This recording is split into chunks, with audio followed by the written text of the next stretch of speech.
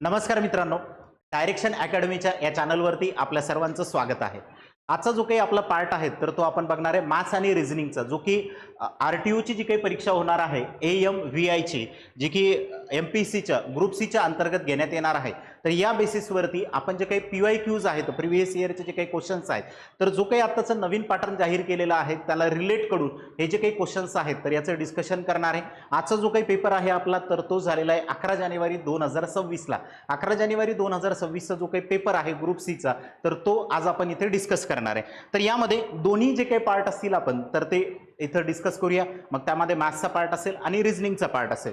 तर दोन्ही येणारे जे काही क्वेश्चन्स आहेत त्यामधला हा जो काही पहिला क्वेश्चन आहे तर हा आपल्या समोर आहे. आणि हा जो काही पहिला क्वेश्चन आहे तर हा देण्यात आलेला आहे आपल्याला सिरीजच्या बेसवरती, नंबर सिरीजवरती. तुम्हाला वरती जो काही क्वेश्चन आहे तर तो मराठीमध्ये असेल आणि खाली जो काही क्वेश्चन आहे तर तो इंग्लिश लँग्वेजमध्ये इथं देण्यात आलेला आहे. तर खालील संख्या मालिकेत प्रश्नचिन्हाच्या जागी कोणती संख्या येईल हे आपल्याला इथे शोधायचे. Which number will be come at the place of the question mark in the following number series. तर या नंबर सिरीजमध्ये आपल्याला इथेही सॉल्व्ह करायचे. आता मग चला, पहिल्यांदा काय देण्यात आलेलं आहे तर बघा, पहिल्यांदा जो काही पार्ट आहे तर तो 170, त्यानंतर 197, त्यानंतर आहे तर 226, 257 आणि नंतर क्वेश्चन मार्क देण्यात आलेला आहे. या क्वेश्चनकडे थोडंसं जर बघितलं तर इथं दोन लॉजिक लागतात असं मला या ठिकाणी इथं वाटतंय. तर मग पहिलं लॉजिक कोणतं लागतं तर ते बघा, 170 आणि 197 यांच्यामधला फरक जर काढला तर मला इथं 27चा फरक दिसतोय. त्याच्यानंतर पुढचा जो काही फरक आहे आपला तर तो फरक या ठिकाणी इथं दिसतोय 29चा. त्याच्यानंतरचा फरक दिसतोय मला 31चा. त्यानंतरचा फरक असायला पाहिजे होता आपला 33चा. मग आपल्याला देण्यात आलेले 257, 257 अधिक आपल्याला करायचे होते 33. तर या ठिकाणी जे काही आहेत तर 290 ही आपल्याकडे जे काही आहेत तर इथं बेरीज येणार आहे. मग याचं उत्तर किती राहील आपल्याकडे तर 290. मग 290 आपलं काय असेल तर इथे आन्सर असणार आहे. आपल्याकडे बघा ऑप्शन देण्यात आलेले आहेत. दुसरं ऑप्शन जे काही तर 290 या ठिकाणी इथं आहे. तर आपला आन्सर असेल 290. बरं, हे झालं पहिलं लॉजिक, की हे लॉजिक कशाच्या बेसिसवरती मी घेतलं तर इथं डिफरन्सच्या बेसिसवरती घेतलं. आता हा पण इथं डिफरन्स फाइंड आउट केलेला होता. अजून याला दुसरी मेथड कोणती लागते तर बघा, आपल्याला देण्यात आलेलं होतं 117. 117 हा जो काही आहे तर या ठिकाणी 169 अधिक 1 करण्यात आलेला आहे. 169 अधिक 1. मग 169 कोणाचा वर्ग आहे तर 13चा वर्ग अधिक 1 असं या ठिकाणी इथं करण्यात आलेलं आहे. त्याच्यानंतर पुढचं जर बघितलं तर 197. 197 म्हणजे काय तर 14चा वर्ग अधिक 1 म्हणजे 196 अधिक 1 या ठिकाणी इथं करण्यात आलेला आहे. त्याच्यानंतर पुढचं जर बघितलं तर 226. मग 226 म्हणजे काय आहे तर 15चा वर्ग अधिक किती तर 1, 15चा वर्ग येणार आहे 225. 225 अधिक 1 जर केला आपण तर ते मिळते आपल्याला 226. मग हे या ठिकाणी इथं मिळालं आपल्याला 226. त्याच्यानंतरचा जर पार्ट जर बघितला तर 200 आपल्याला या ठिकाणी 57 देण्यात आलेले आहेत.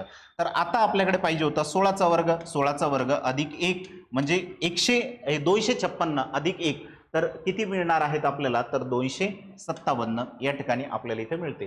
त्यानंतरचा असलेला आपल्याला 17चा वर्ग अधिक 1 पाहिजे होता. ओके, मग 17चा वर्ग किती हो 289 अधिक किती 1 म्हणजे मिळणार किती होते 290. मग या ठिकाणी आपलं जे काही आन्सर होतं तर ते पाहिजे होतं 290. आता नंबर सिरीजचा जो काही पार्ट आहे, यामध्ये जो काही सिरीजचा पार्ट आहे, संख्या मालिकेचा पार्ट आहे, काही क्वेश्चन असे असतात की ज्याला 2-2 लॉजिक लागतात, काही यांना 3 सुद्धा जे काही तर लॉजिक त्या ठिकाणी तिथं लावू शकतात. ओके, किंवा लागतात. तर आता काही क्वेश्चन असे असतात मित्रांनो की त्याला आपलं लॉजिक लागत नाही, म्हणजे क्वेश्चन जो काही आहे तर तो थोडासा अवघड असतो. पण या ठिकाणी जर बघितलं तर हा सोपा क्वेश्चन या ठिकाणी होता. ओके, एकदम सोप्या पद्धतीचा हा प्रश्न आपल्याला विचारण्यात आलेला होता. तर पहिला प्रश्न क्लिअर असेल. आता आपण दुसऱ्या प्रश्नाकडे काय या ठिकाणी इथं येऊया. आता बघा, विद्यार्थी जुनी माहिती गोळा करतो. ओके, हे अनालिसिसच्या बेसवरती या ठिकाणी हा क्वेश्चन इथं देण्यात आलेला आहे. विद्यार्थी जुनी माहिती गोळा करतो, नव्या माहितीशी तुलना करतो. म्हणजे जुनी माहिती गोळा करायची आपल्याला जी काही देण्यात आलेली असेल ती, आणि नवीन जी काही माहिती असेल तर जुन्या माहितीचे आणि नव्या माहितीची जी काही तर ती आपल्याला इथं तुलना करायची. मग ही तुलना केल्याच्या नंतर नवी माहिती बरोबर जो काही तर तुलना करतो आणि चुका शोधतो. ज्या काही जुन्या याच्यामधल्या चुका होत्या तर त्या शोधून त्याच्यामध्ये जे काही आहेत तर तो करेक्शन करतो आणि नवीन निष्कर्ष सुचवतो. जे काही नवीन येणारे निष्कर्ष आहेत तर तो आपल्याला या ठिकाणी इथं सुचवतो. मग ते जर सुचवत जर असेल तर हा कोणता मानसिक प्रक्रिया प्रकार आहे तर हा आपल्याला या ठिकाणी इथं ओळखायचा आहे. एक जो विद्यार्थी आहे, student collect the old data, जो की जुना डेटा आहे तो कलेक्ट करतो आणि जो की compare it with the new findings. Okay, की जे काही नवीन त्याला फाइंडिंग्स या ठिकाणी सापडलेले आहेत त्याच्याबरोबर तो कम्पेअर करतो जुन्या डेटाचा आणि नवीन डेटाचा, आणि त्याची जी काही आहेत तर त्या ठिकाणी तो तुलना करून कंपॅरिझन करून जे काही आहे तर याच्यावरती आयडेंटिफाय करतो की त्यामधले कोणते एरर होते, कोणत्या चुका मागच्या याच्यामध्ये झालेल्या होत्या, आता जेणेकरून पुढच्या याच्यामध्ये जे काही तर त्या चुका होऊ नये. आता आपण कसं असते बघा, आपला प्रिव्हियस इयरचा पेपर झालेला आहे, मग प्रिव्हियस इयरचा पेपर झाल्याच्या नंतर आपण त्याच्यामध्ये काय करतो की अनालिसिस करतो त्या पेपरचं. मग त्याच्यामध्ये आपल्या कोणकोणत्या चुका झालेल्या आहेत, नवीन येणाऱ्या परीक्षेमध्ये आपण त्या चुका टाळण्याचा प्रयत्न जो काही तर त्या ठिकाणी करतो. ओके, आणि त्या जे काही चुका असतील तर त्या रिपीट होऊ नये. मग सेम पद्धतीनं आपण जो काही मागच्या झालेल्या चुका आहेत त्याचा अनालिसिस करतो, नवीन त्या चुका होऊ नये, नवीन आलेला पॅटर्न जो काही असेल तर त्याचं अनालिसिस आपण अगोदर करतो आणि जुन्या अभ्यासक्रमाला आणि नवीन अभ्यासक्रमाला याला काय करतो आपण तर रिलेट करतो. मग या पद्धतीनेच हा क्वेश्चन आपल्याला विचारण्यात आलेला आहे. तर याला आपण निरीक्षण म्हणतो का? निरीक्षण म्हणजे काय असते बरं? आपण एखाद्या गोष्टीचं ऑब्झर्वेशन करतो, निरीक्षण करतो, बघतो त्याच्याकडे. ओके, तर हे निरीक्षण असेल का? तर नाहीये. मग या ठिकाणी हे आपल्याला निरीक्षण नसणार आहे. त्याच्यानंतर दुसरा पर्याय आपल्याला देण्यात आलेला आहे मूल्यांकन. दुसरा पर्याय जो काही तर मूल्यांकन. हा, मूल्यांकन हे या ठिकाणी होऊ शकते की चिकित्सक विचार जो काही आहे तर तो असू शकतो या ठिकाणी. इव्हॅल्युएशन ज्याला आपण म्हणतो तर इव्हॅल्युएशन या ठिकाणी इथं करेक्ट असेल. ओके, त्याच्यानंतर बघूया अनुकरण करणे. अनुकरण काय? एकमेकांचं आपण अनुकरण करतो. ओके, एखाद्याने केलेली जी काही गोष्ट असते तर ती बघून दुसरा व्यक्ती करतो, म्हणजे ते काय झालं तर अनुकरण. हे अनुकरण असू शकते का? नाही मित्रांनो, अनुकरण करणे. पाठांतर, गोकणपट्टी करणे. ओके, निव्वळ रट्टा मारणे. रट्टा मारणे याच्यात दिसते का कुठं?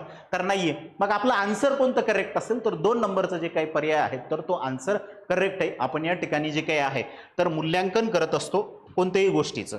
त्यानंतर बघा, आता तिसरा प्रश्न आपल्या समोर आहे. तिसऱ्या प्रश्नामध्ये आपल्याला इथं नेमकं काय विचारलेलं आहे तर हा प्रश्न देण्यात आलेला आहे सरासरीवरती, ॲव्हरेजवरती. राम, श्याम, जॉन यांच्या 5 वर्षापूर्वीच्या वयाची सरासरी 16 वर्ष होती. आता 5 वर्षाच्या पूर्वीची जी काही सरासरी होती ना मित्रांनो तर ती आपल्याला देण्यात आलेली होती 16 वर्ष. ओके, मग ही जर 16 वर्ष जर किती जणांची होती? 3 जणांची 5 वर्षाच्या अगोदरची होती. दर 5 वर्षानंतर, ओके, तर 5 वर्षानंतर त्यांच्या वयाची सरासरी किती होईल? की जे काही राम आहेत, श्याम आहेत आणि जॉन आहेत यांचं जे काही वय होतं हे 16 इयर होतं. कधी? तर 5 वर्षाच्या अगोदर, म्हणजे ॲव्हरेज देण्यात आलेलं होतं आणि त्यांचं म्हणणं होतं की आफ्टर 5 इयर या ठिकाणी इथं किती असेल. आता बघा, अगोदर पण दिलं काय? ॲव्हरेज. आता पण विचारलं काय? ॲव्हरेज. मग अशा केसमध्ये जे काही तर आपल्याला या ठिकाणी इथं सोपं असते. मग सोपं कशा पद्धतीने? तर बघा, यांचं म्हणणं काय होतं, हे 5 वर्षाच्या अगोदरचं आहे. ओके, मग मी या ठिकाणी इथं काय घेतो तर 5 वर्षाच्या अगोदरचं. मग 5 इयर ॲगो. ओके, 5 वर्षापूर्वी किती होतं मित्रांनो? 16 वर्ष होतं. ॲव्हरेज होतं बरं का 5 वर्षाच्या पूर्वी. आता एक व्यक्ती वाढला काय, 3 जण या ठिकाणी वाढले काय, तर ॲव्हरेज सेमच राहणार आहे या ठिकाणी. ओके, मग 5 वर्ष म्हणजे आत्ताचं, या ठिकाणी आपण आत्ताचं ॲव्हरेज घेऊया. तर आता एक व्यक्ती जरी 5 वर्षांनी वाढला तरी पण या ठिकाणी 3 जण जरी वाढलेले असतील तरी यांचं ॲव्हरेज काय होणार आहे? 5नच या ठिकाणी इथं वाढणार. मग आत्ताचं जर आपण जर ॲव्हरेज जर बघितलं तर ते असेल 21 वर्ष. किती जणांचं? 3 जणांचं. या 3 जणांचं जे काही तर ॲव्हरेज राहील 21 वर्ष. आता त्यांनी म्हटलेलं होतं 5 वर्षाच्या नंतरचं, 5 वर्षानंतरचं. ओके, तर 5 वर्षानंतर इथं जर बघितलं आपण तर याच्यामध्ये +5 करा परत, म्हणजे किती येणार आहेत तर 26 वर्ष.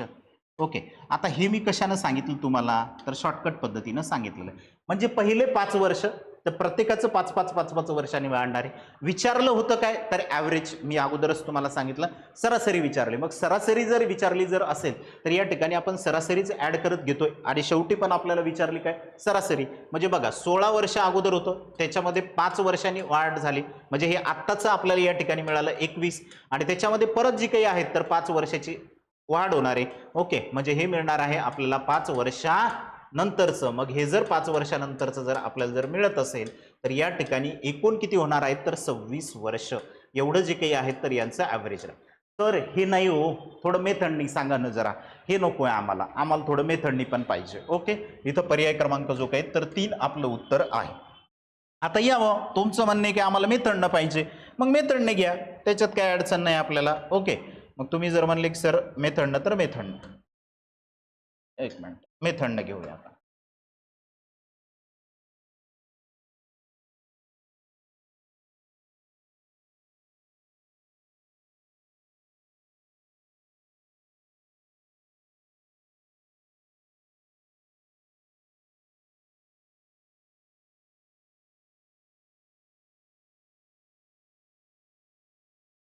आता बघा या ठिकाणी इथं काय म्हटलेलं होतं की 5 वर्षाच्या अगोदरचं जे काही आपलं ॲव्हरेज होतं तर ते आपल्याला साधारणतः या ठिकाणी इथं देण्यात आलेलं होतं. ठीक आहे बघा. बघूया आता बघा त्यांचं म्हणणं काय होतं की तिघ जण होते. तिघ जण आपल्याला या ठिकाणी जे काही आहेत तर ते देण्यात आलेले होते. आता त्यांचं 3 वर्षाच्या अगोदरचं जे काही ॲव्हरेज होतं 3 वर्षाच्या अगोदरचं जे काही यांचं ॲव्हरेज होतं तर ते त्यांचं म्हणणं होतं की नाही तिघा जणांचं 5 वर्षाच्या अगोदरचं ॲव्हरेज सॉरी ओके 5 वर्षापूर्वीचे किती जणांचे 3 जणांचे किती वर्ष होतं 16 वर्ष होतं. आता एक जण जर 5-5 वर्षांनी जर वाढलं तर तिघ जण या ठिकाणी इथं वाढणार आहेत बरोबर आहे. ओके मग किती तर या ठिकाणी बघा आता इकडे येणारं जे काही असेल आपल्याकडं तर ते होईल 16 त्रिक किती तर 48 यांची टोटल जर काढली आपण तर इथं किती यायला पाहिजे 16 त्रिक 48. ओके मग आत्ताचं जर आपण जर काढायचं जर म्हटलं आत्ताचं जर वय जर काढायचं म्हटलं यांचे आत्ताचे जर वय जर काढायचे म्हटले ओके तर एक जण कितीनं वाढलाय रे बाबा 5नं मग हे तिघ जण कितीनं वाढतील तर 5 त्रिक 15 वाढतील मग इथं टोटल किती येणार आहे तर 15. ओके मग या दोघांची बेरीज करायची आपल्याला आता या दोघांची बेरीज जर केली तर 8 आणि 5 किती येणार आहेत तर 13 13शीला 3 हातचाला 1 4 आणि 1 5 आणि किती तर 6 आता किती मिळालं आहे 63. हे कधीच आहे तर हे आत्ताचं वय आहे यांचे हे कधीचे हे आत्ताचे वय आपल्याला या ठिकाणी इथं मिळालेलं आहे. मग आता कधीचं काढायचं तर यांचं म्हणणं आहे 5 वर्षाच्या नंतरचं आणि ही जी काही मी घेतलेली आहे तर आता ही बेरीज आहे याची आपण सम करतोय. मग आता त्याच्यानंतरचं बघा 5 वर्षानंतरचं ओके कारण यांचं म्हणणं काय तर 5 वर्षानंतरचे सांगा तर मग 5 वर्षानंतरचे जे काही आहेत तर यांचे वय आत्ताचे किती येणार आहेत तर ते बघा आता तर इथं 5 गुणाकारात आपल्याला परत 3 घ्यावे लागतील म्हणजे 5 3 किती येतील तर 15. मग या ठिकाणी इथं परत बेरीज करायची म्हणजे टोटल किती येतील तर 78 येतील आपल्याकडे. ओके मग हे 78 कधीचे मिळाले तर 5 वर्षानंतरचे. पण ही काय मिळाली मित्रांनो सम मिळालेली आहे. आपल्याला काय विचारलेलं होतं ॲव्हरेज. बरं किती लोक देण्यात आलेले होते 3 जण या ठिकाणी इथं देण्यात आलेले होते. मग तिघांचं ॲव्हरेज जर आपल्याला जर घ्यायचं तर 78 भागाकारात किती करणार रे 3 करणार कारण तिघांचं ॲव्हरेज विचारलेलं होतं. मग या ठिकाणी जर बघितलं तर इथे आपल्याला 26चा भाग जातो मग यांचा ॲव्हरेज जे काही आहेत तर ते किती वर्ष येणार तर 26 वर्ष या ठिकाणी इथं ॲव्हरेज येणार. बरं अगोदरचीच मेथड बरी होती का नाही बरं पटकन सॉल्व्ह होते तिच्यावरून शॉर्टकट पद्धतीने जर आपण जर सोडवलं तर ओके तर ते होता आपला सरासरीवरचा प्रश्न. मग आत्ताचा हा जो काही प्रश्न आहे तर हा कशाच्या बेसिसवरती आहे आपल्याला चौथा प्रश्न तर हा आहे डिस्टन्स अँड डिरेक्शनच्या बेसवरती. मग डिस्टन्स अँड डिरेक्शनच्या बेसवरती अंतर आणि दिशा याच्या बेसिसवरती हा क्वेश्चन आपल्याला इथं देण्यात आलेला होता. मग आता यामध्ये जर बघितलं तर आदित्य घरातून उत्तरेकडे चालत जातो. आदित्य कुठे चालतो रे मित्रांनो तर घरापासून उत्तरेकडे जो काही आहे तर तो चालत जातो. ओके या ठिकाणी नॉर्थकडे जो काही आहे तर तो चालतो. मग नॉर्थकडे जर जात जर असेल या ठिकाणी तर आपण इथून एक फिक्स पॉईंट करू आणि तो जो काही आहे तर तो चालतो नॉर्थकडे. बरं काही वेळानंतर तो उजवीकडे वळतो. आता तो उजवीकडे वळणार म्हणजे आपल्याच उजव्या हाताकडे वळणार. बरं तो काही वेळाच्या नंतर उजवीकडे वळतो. थोडे पुढे जाऊन डावीकडे वळतो. आता बरं थोडासा तो पुढे गेला आणि पुढे जाऊन कुठं वळाला डावीकडे वळाला. आता तो डावीकडे वळाल्याच्या नंतर शेवटी 1 किलोमीटर चालल्यानंतर आता तो इथं 1 किलोमीटर चालणार आहे डावीकडे वळाल्याच्या नंतर तो काय होईल 1 किलोमीटर तिथं तो चालेल. तो पुन्हा डावीकडे वळतो. आता तो परत जो काही आहे ना तर तो डावीकडे या ठिकाणी इथं वळणार आहे. मग इथून आपण त्याला काय करूया डावीकडे वळवूया. मग त्याच्यानंतर आता तो कोणत्या दिशेने चालत आहे एवढंच विचारलं बरं का अंतर विचारलेलं नाही. ओके अशा टाईपच्या क्वेश्चनमध्ये काय होते जर आपल्याला अगोदर दिशा देण्यात आलेली असेल आणि त्याच्यावरून दिशा जर विचारली तर आपण सांगू शकतो. पण अशा टाईपच्या क्वेश्चनमध्ये आपल्याला दिशा दिलेली आहे आणि अंतर जर विचारलं तर आपलं उत्तर या ठिकाणी निघणार नाहीये कारण दिलं एक आणि विचारलंय दुसरं. सेम अशाच केसमध्ये जे काही आहे तर आपल्याला अंतर देऊन काय विचारतात तर दिशा विचारतात त्याचं पण उत्तर या ठिकाणी इथं निघणार नाही. मग अंतर देऊन जर अंतरच विचारलं तरच आपण या ठिकाणी जे काही तर याचं उत्तर इथे काढू शकतो. मग आता इथे जर बघितलं तर हा कोणत्या दिशेला जातो डावीकडे आपल्या कोणती डायरेक्शन असणार आहे तर वेस्ट डायरेक्शन असणार आहे म्हणजे पश्चिम दिशा. मग या ठिकाणी जो काही आहे तर त्याची डायरेक्शन येणारी आहे पश्चिम दिशा. पर्याय क्रमांक जो काही आहे तर तो 4 या ठिकाणी आपल्याला देण्यात आलेला आहे. ओके पर्याय क्रमांक 4 हे याचं योग्य उत्तर आहे. त्याच्यानंतर बघा आता पाचवा जो काही प्रश्न आहे तर पाचवा प्रश्न आपल्याला या ठिकाणी देण्यात आलेला आहे परत एक सिरीज वरती. ओके या ठिकाणी संख्या मालिकेवरती एक क्वेश्चन हा दिलाय. मग आता याला जर बघितलं आपण तर या ठिकाणी याचा डिफरन्स पहिल्यांदा काढून घेऊया आपण. इथे जर बघितलं तर 1.25चा आपल्याला डिफरन्स इथे दिसतो. पुढे जर बघितलं तर तिथे पण 1.25चा दिसतोय. या ठिकाणी पण जे काही तर 1.25चा डिफरन्स दिसतोय. इथे सुद्धा जरी बघितलं तर 1.25चा जो काही आहे तर तो आपल्याला फरक दिसतोय. इकडे मग आता तेवढाच पाहिजे कितीचा 1.25चा. आता मी हे सगळं सोडवून तुम्हाला या ठिकाणी इथं दाखवलं, पण तुम्हाला लॉजिक लागलं ना, या ठिकाणी 1.25 आहे 1.25 आहे, आपण परीक्षेमध्ये डायरेक्ट जो काही आहे तर तो इथंच लॉजिक लावलं पाहिजे. मग 1.25 कशामध्ये ऍड करायचे तर 8.75 मध्ये किती ऍड करायचे तर 1.25 करायचे, म्हणजे या ठिकाणी आपल्याला उत्तर यायला पाहिजे 10. या ठिकाणी काय येतील तर 10.00 हे आपलं जे काही तर इथं उत्तर असेल. ओके, म्हणजे 8 रुपये 75 पैशामध्ये तुम्ही ₹1.25 ऍड केले म्हणजे या ठिकाणी ते 10 रुपये होणार आहेत. तर इथं आपलं जे काही उत्तर असेल तर ते असणार आहे 10. चला पुढच्या प्रश्नाकडे. 6वा प्रश्न आपल्याला या ठिकाणी इथं देण्यात आलेला आहे. आता ही जी काही सिरीज आहे ना, तर ही सिरीज अल्फाबेटिकलच्या बेसवरती देण्यात आलेली आहे. एक श्रृंखला जी काही तर ही आपल्याला इथं देण्यात आलेली आहे. पण बरेच विद्यार्थी जे काही तर या क्वेश्चन मध्ये कन्फ्यूज होतात. काहीच कन्फ्यूज होण्याची गरज नाही. एकदा पॅटर्न लक्षात घ्यायचा, पॅटर्न कशा टाईपचा आहे तो. ओके, मग यामध्ये जर बघितलं तर मला पॅटर्न जो काही आहे तर तो अशा टाईपमध्ये दिसतो की पहिल्यांदा 3चा ग्रुप घेतला, नंतर 4चा ग्रुप घेतला, नंतर 5चा ग्रुप घेतला, नंतर 6चा ग्रुप घेतलाय. असं जो काही आहे तर त्यांनी इथं ग्रुप पाडलेला आहे. बघा, पहिला 3चा ग्रुप, दुसरा 4चा ग्रुप, तिसरा 5चा ग्रुप आणि शेवटचा जो काही ग्रुप आहे तर तो 6चा ग्रुप. ही ग्रुपिंग एकदा का आपल्याला कळाली की मग त्याच्यामध्ये आपल्याला काहीच अडचण या ठिकाणी इथं राहत नाही. मग आता ही ग्रुपिंग बघा, या ग्रुपिंग मध्ये काय देण्यात आलेलं आहे. पहिल्यांदा 2A घेतलेत, 2Aच्या नंतर जे काही आहेत तर इथं B असायला पाहिजे होतं.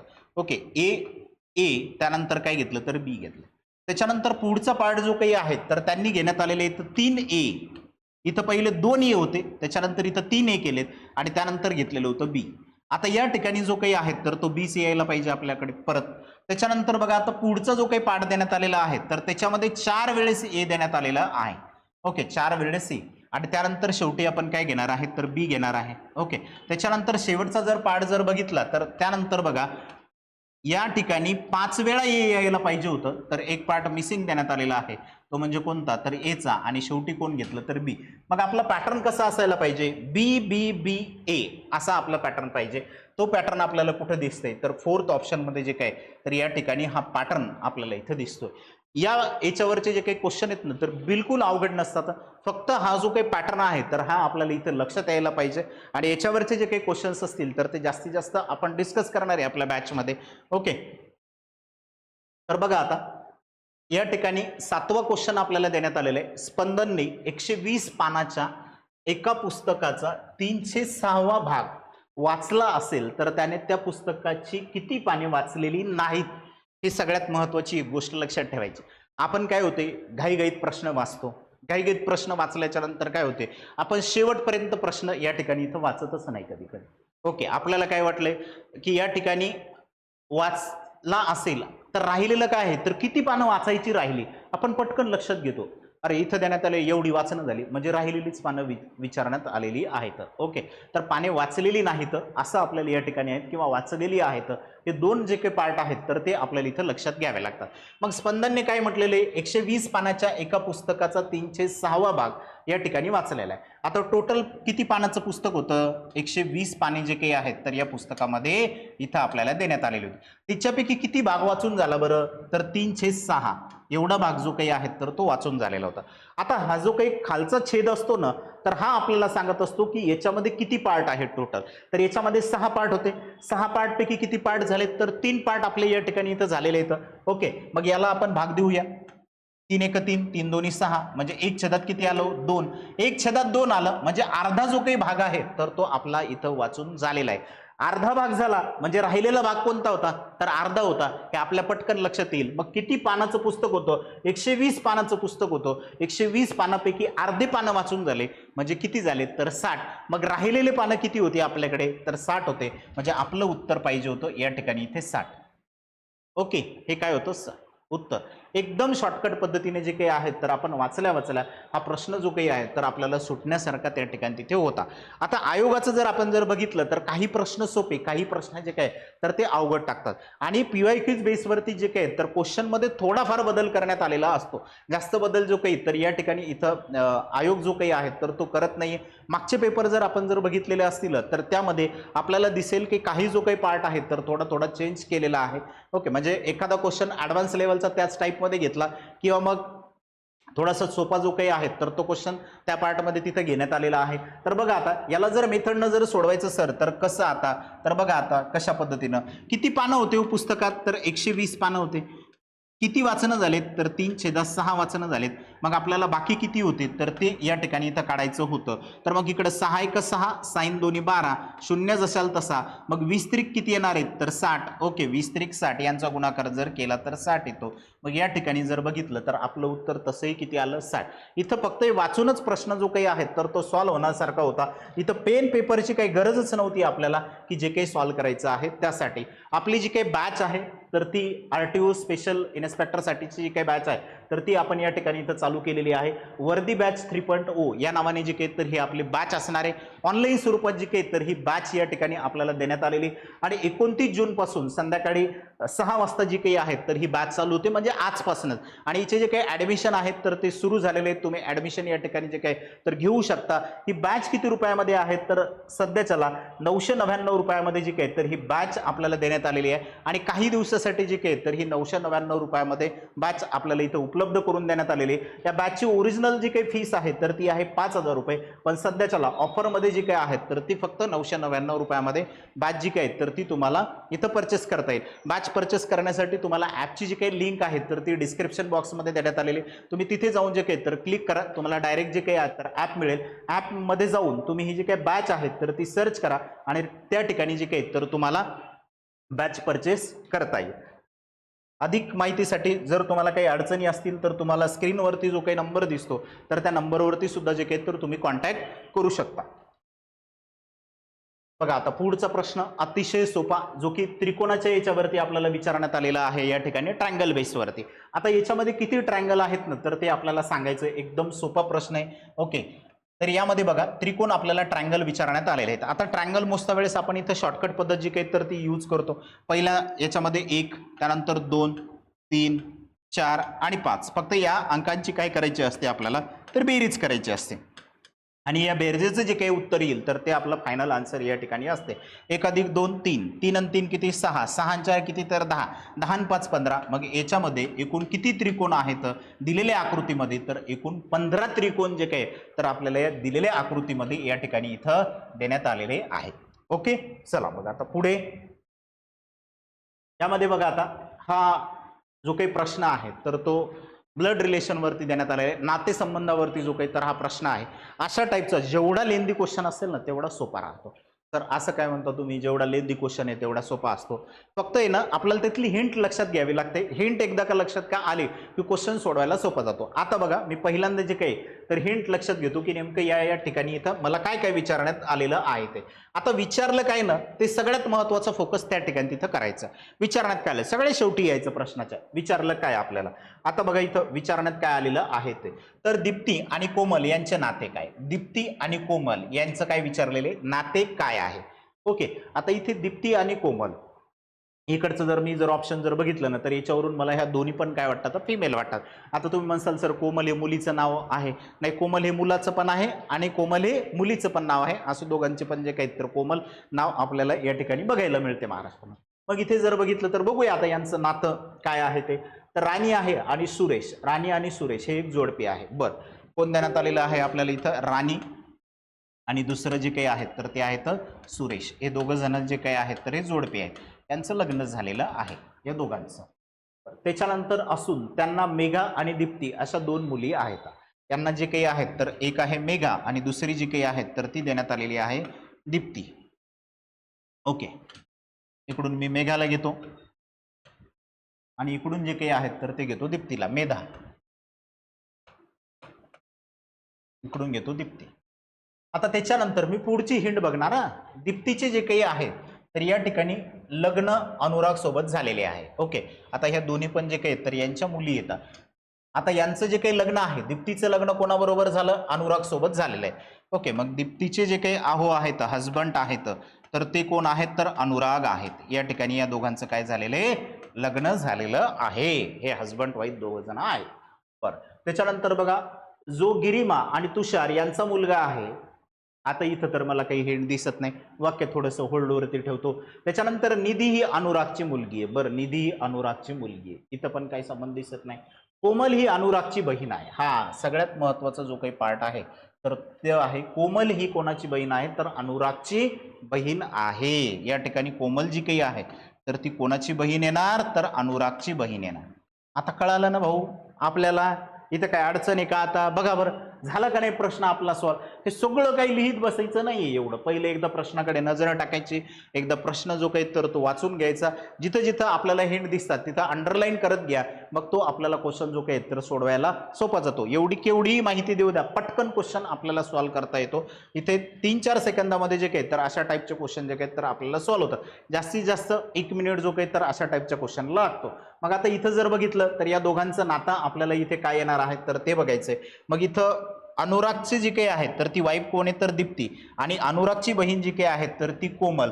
मग ह्या दोघी कोण आहे तो ननंद भावजया. ओके, ननंद आणि भावजय या ठिकाणी आपल्याला इथं देण्यात आलेलं आहे. Sister in law and brothers wife. Option क्रमांक कोणता असेल तर दुसरं, पर्याय क्रमांक दुसरं जे काही तर हे आपलं उत्तर या ठिकाणी इथं असणार आहे. ओके, चला मग आता पुढच्या प्रश्नाकडे बघा. हा सांकेतिक भाषेवरती प्रश्न आपल्याला या ठिकाणी इथे देण्यात आलेला आहे. 10 नंबरचा प्रश्न जो काही तर तो आपण या ठिकाणी इथे बघतोय. एका सांकेतिक भाषेत थँक्स हा जो काही शब्द आहे तर त्याला लिहिण्याची जी काही पद्धत आहे तर ती कशा पद्धतीची आहे तर ते बघा. थँक्स या शब्दाला SK, त्यानंतर NTHA. ओके, आता यांनी काय केलेलं आहे, हे काय कुठले आकडे वगैरे घेतलेले नाहीत, काय नाहीत. आता हे आपल्याला अशा टाईपचे क्वेश्चन जमण्यासाठी जे काय तर आपल्याला अल्फाबेट्स प्रॉपर माहिती पाहिजे. म्हणजे ए पासून एम पर्यंत आणि एन पासून झेड पर्यंत हे पूर्ण जे काही तर आपल्याला माहीत असणं इथं आवश्यक आहे. 13 वरच्या लाईनमध्ये आणि 13 खालच्या लाईनमध्ये, म्हणजे कधी कधी ते अपोजिट पण असतात, कधी याच मधले जे काही आहेत तर आपल्याला या ठिकाणी यांच्या पोझिशन चेंज करून देण्यात आलेले असतात. बाकी दुसरा पार्ट काहीच नाही. मला या ठिकाणचं बघा, हे जे काही 3 आहेत ना पहिले, हे 3 अल्फाबेट ओके या ठिकाणी इथं देण्यात आलेले, हे इथं शेवटी घेतलेले इथं बघा. टी, त्यानंतर एचच्या नंतर ए या ठिकाणी इथं घेण्यात आलेलं. आता हे जे काही दुसरे आहेत ना तर त्यांना यांनी इथं कशा पद्धतीने घेतलेले तर ते आपण बघूया. आता इथं बघा एन हा या ठिकाणी घेतलाय, के इथं घेण्यात आलेला आहे आणि त्याच्यानंतर असलेला यस. ओके, म्हणजे यांनी हे फक्त जे काही तर शेवटचे 3 उलट घेतले आणि पहिले 3 उचलले आणि डायरेक्ट शेवटी जे काही तर इथं ठेवून दिले. मग आता आपल्याला जो काही क्वेश्चन देण्यात आलेला आहे तर ते क्वेश्चन बघूया आपण या ठिकाणी नेमकं आता काय देण्यात आलेला आहे. ते काय देण्यात आलेला आहे तर स्टुपिड हा वर्ड या ठिकाणी इथं देण्यात आलेला आहे आणि याचा जो काही कोड असेल तर तो आपल्याला इथे शोधायचा आहे. मग याचा कोड काय म्हणतो तर बघा.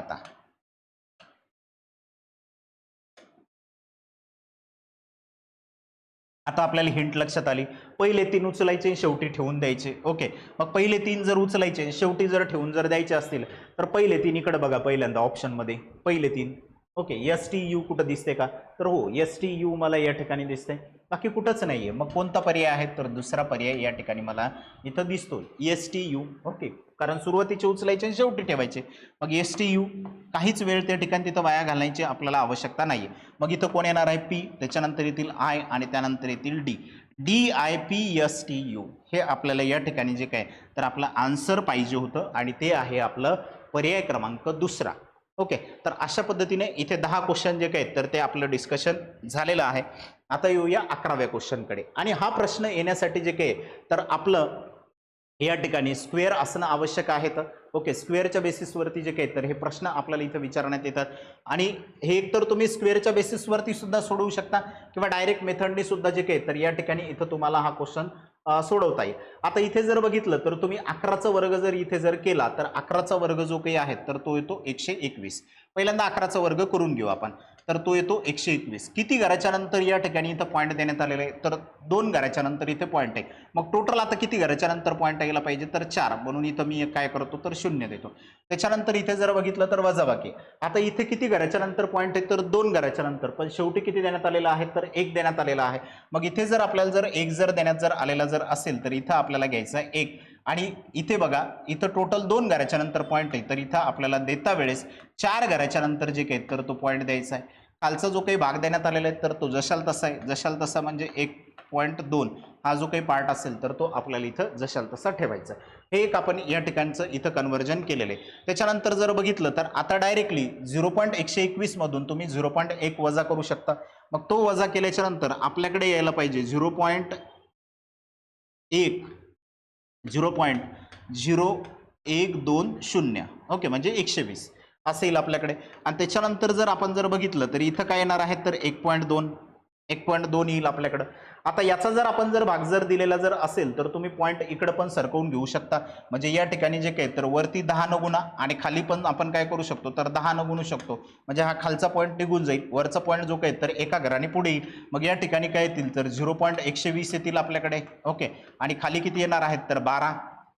मग खाली जर आपल्याकडे जर 12 जर आलेले जर असतील आणि आपण जर इथे जर भाग जर द्यायचं जर म्हटलं तर इथे बघा 12 एक 12, इथे सुद्धा 12 10 किती येतील तर 120. म्हणजे आपलं उत्तर जे काही आहे तर ते किती यायला पाहिजे तर 0.10 या ठिकाणी जे काही तर हे आपलं उत्तर इथे यायला पाहिजे.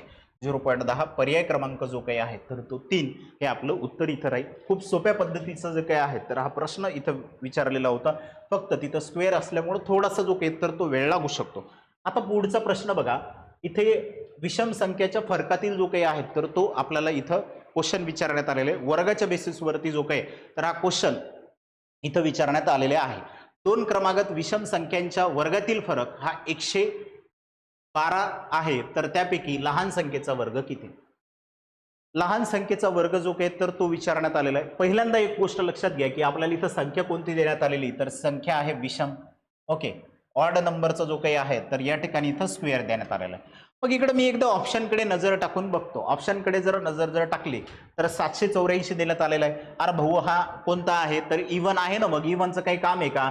नाही. आपल्याला विचारलं काय त्यापैकी लहान संख्येचा म्हणजे कोणत्या विषमच संख्या येणार आहे ना, आणि तिचा वर्ग केल्याच्या नंतर तो विषमच संख्या राहणार आहे आपल्याकडे. त्या संख्येचा वर्ग जर केला तर आपण मग हे चौथं ऑप्शन आपलं गायब झालं.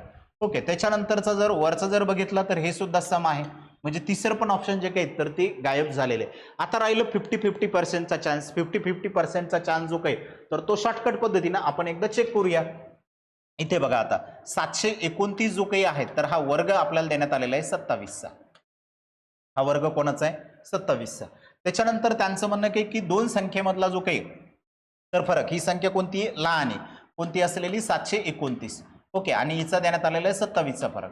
मग मी याच्यापेक्षा जे काही तर मोठी संख्या घेतो. याच्यापेक्षा मोठी येणारी कोणती होती रे मित्रांनो तर 29 होते. मग याच्यापेक्षा मोठी येणारी संख्या जर 29 जर असेल, कोणती पाहिजे होती मला? विषम पाहिजे होती त्या ठिकाणी. ओके, तर मग विषम जर असेल तर यांचा जो काही डिफरन्स या ठिकाणी येणार होता तर तो कितीचा होता तर 841. हिचा जो काही वर्ग येतो तर तो येतो 841. 29चा जर आपण जर केला तर, आणि मग 841 मधून आपल्याला किती वजा करायचे तर 729 वजा करायचे. मग 729 जर वजा जर करायचे जर असतील तर खरंच आपल्याला या ठिकाणी इथं मिळतात का 112? तर हो, इथं 112चा जो काही आहे तर तो फरक मिळतो. मग आता मी कशा पद्धतीनं सॉल्व्ह केलं तर मी ऑप्शननी केलेलं होतं. सर याला थोडं मेथडनी पण करता येईल का? हो, मेथडनी पण करता येईल, काहीच अडचण नाहीये. हे आपलं शॉर्टकट पद्धतीनं होतं. या ठिकाणी जो काही तर तो डिफरन्स आपल्याला मिळाला. कितीचा पाहिजे होता? 112चा डिफरन्स पाहिजे होता. मग मी संख्या कोणती घेतली तर 729 घेतली. मग माझं उत्तर आलं.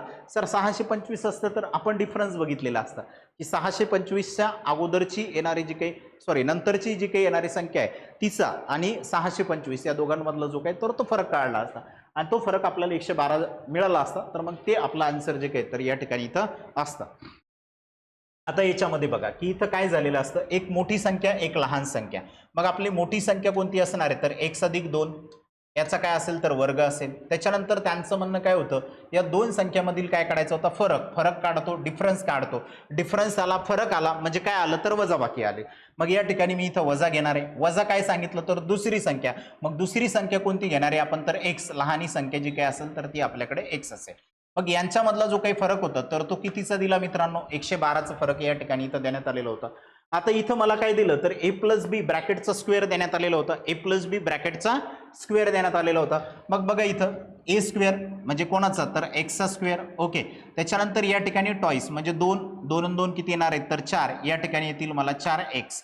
आणि त्यानंतर इथं काय येतील तर 2चा वर्ग म्हणजे या ठिकाणी येतील 4. ओके, त्याच्यानंतर बघा इथलचा जो काही आहे तर तो x स्क्वेअर जशाल तसा राहील. इकडे येता वेळेस किती येतील तर 112 येतील.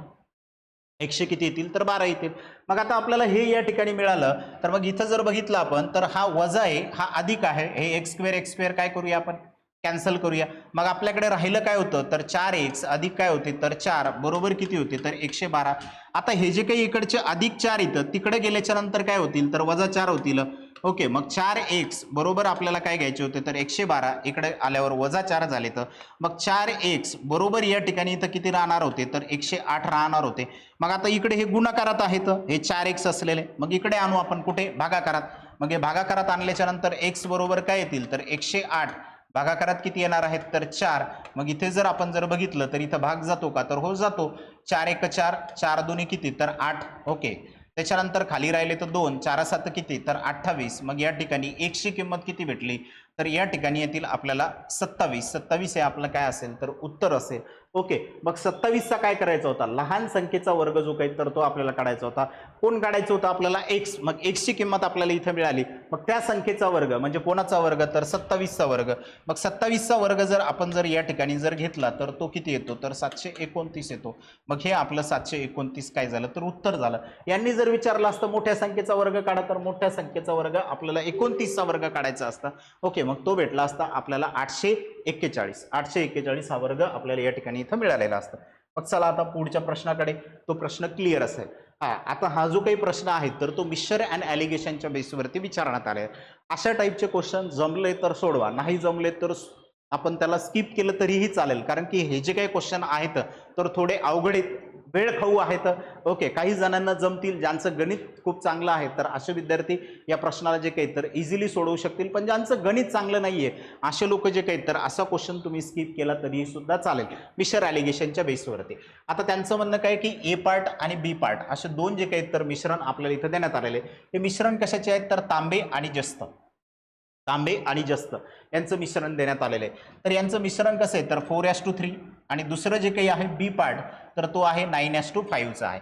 हे दोन्ही जे काही आहेत तर मिश्र धातू समान प्रमाणात मिसळून सी मिश्रण धातू जो काही आहे तर तो तयार केल्यास त्या सी मिश्र धातूमधील तांबे आणि जस्त काढता वेळेस पण काय काढायचं आपल्याला तांबे आणि जस्त यांचे प्रमाण किती होईल हे आपल्याला या ठिकाणी इथं बघायचंय. आता आपल्याला पहिला पार्ट बघायचा आहे एचा पार्ट. एचा पार्ट ओके, आणि एच्या पार्टमध्ये असेल किंवा तांब्याचा जो काही पार्ट आपल्याला या ठिकाणी इथं देण्यात आलेला आहे मग तो ए मधला पार्ट असू द्या किंवा बी मधला पार्ट असू द्या तर दोन्ही पार्ट जे काही तर आपण या ठिकाणी इथं बघणार आहे. मग इथं जर बघितलं तर तांबे बघूया. तांबे कोणामधले ए पार्ट मधले. ओके, तांबे बघूया कोणामधले तर तांबे बघूया बी पार्ट मधले. त्याच्यानंतर घेऊया आपण जस्त कोणामधलं तर ए पार्ट मधलं. त्याच्यानंतर घेऊया जस्त कोणत्या पार्ट मधलं तर बी पार्ट मधलं. तुम्हाला समजायला पण थोडंसं काय जाईल तर सोपं जाईल. आता एकूण पार्ट किती देण्यात आलेला होता हा तर 7चा पार्ट होता. हे मिश्रणाचा एचा कितीचा होता 7चा होता. मग 7 पैकी किती हो तर 4. 7 पैकी किती 4 कोण आहे तांबे. 7 पैकी किती आहे 4 कोण आहे तांबे. ओके, मग 7 पैकी 3 कोण आहे हो जस्त. 7 पैकी 3 कोण आहे हो जस्त.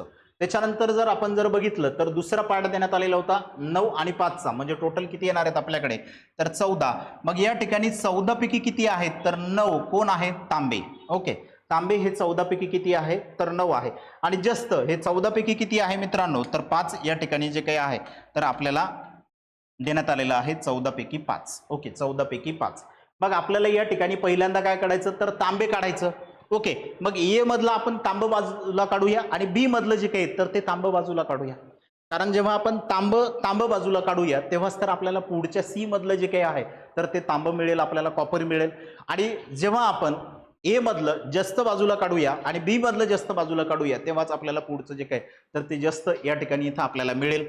मग आता बघा जे काही तांबे आहेत तर या तांब्याचं मिश्रण मी अगोदर या ठिकाणी इथे तुम्हाला सांगतो.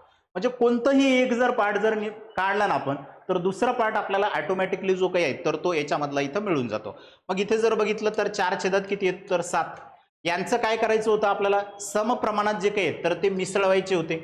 ओके, मिळवायचे होते, ऍड करायचं होतं. मग जर समजा आपल्याला इथं ऍड करायचं आहे 4 छेदात किती होते 7 मग पुढचं पण काय ऍड करणार आहे आपण तांबच. पहिल्या याच्यातलं तांब तर दुसऱ्या याच्यातलं पण तांबच. मग घ्या इथं 9 छेदात किती आहेत तर 14. ओके, मग आता इथं हे जे काही दोन्ही पूर्णांक आहेत हे आपल्याला यांचा बेस सारखा करायचा आहे.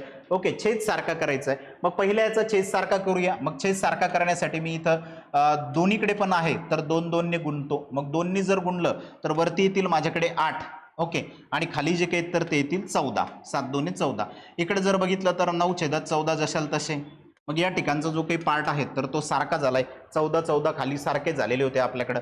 मग इकडे जर बघितलं वरचा जर पार्ट जर आपण जर बघितला या ठिकाणचा असलेला तर 8 आणि 9, तर या ठिकाणी येतील 17, 17 छेदात किती येतील तर 14. हे मिश्रण कोणाचं झालं आता, हे सीचं झालं. हे सीचं कोणाचं मिळालं आपल्याला तर तांब्याचं या ठिकाणी जे काही तर ते मिश्रण आपल्याला इथं सी मधलं मिळाले. आता सुरुवातीला जो कोणता 17 असेल आम्हाला सर इथून पुढचं नाही काढायचं, तर मग ऑप्शन कसे एलिमिनेट करायचे, तर बघा इथं तुमच्याकडे 2 ऑप्शन राहतील. ओके, पहिला जो काही आहे तर तो 17 1 आणि चौथा जो काही आहे ऑप्शन तर तो 1 राहील. मग एवढ्यावरच उत्तर मिळालं का आपल्याला तर नाही मिळालं. अजून आपल्याला जास्त सुद्धा या ठिकाणी इथं काढावं लागेल. पण आपले 2 ऑप्शन तर कटले, 2 ऑप्शन राहिले. 2 ऑप्शनपैकी तुम्ही कोणतं एक ऑप्शन जर या ठिकाणी टिक केलं तर तुमचं 50-50 मध्ये जे काही आहे तर ते उत्तर इथं येऊ शकते. पण आपल्याला इथं जास्त पण काढावं लागेल का तर हो, इथं जास्त पण जे काही तर ते आपल्याला इथं काढून घ्यायचं आहे. मग आता ते काढता वेळेस मी पहिल्यांदा काय बघणार आहे, ए पार्ट मधलं जास्त आपल्याकडे किती देण्यात आलेले आणि बी पार्ट मधलं जे काय तर ते जास्त आपल्याला या ठिकाणी इथं किती देण्यात आलेलं आहे तर हे मी या ठिकाणी इथे बघणार आहे. ओके, मग आता ए पार्ट मधलं जे काही होतं तर ते होतं 3/7 आणि बी पार्ट मधलं जे काही होतं तर ते होतं 5 छेदात किती तर 14. परत एकदा यांना काय करायचं आपल्याला तर समान करायचंय. ओके, मग इथं समान करून घ्या. या ठिकाणी दोन्हीकडे 2 2 ने गुणा. मग दोन्हीकडे 2 2 न जर गुणलं तर इथं येतील 3 2 6. ओके, आधी किती येतील 5, इथं 7 2 14, दोघांचा बेस सारखाच. ओके 14, वरची जर बेरीज जर केली तर 11 छेदात किती येणार आहेत मित्रांनो तर 14.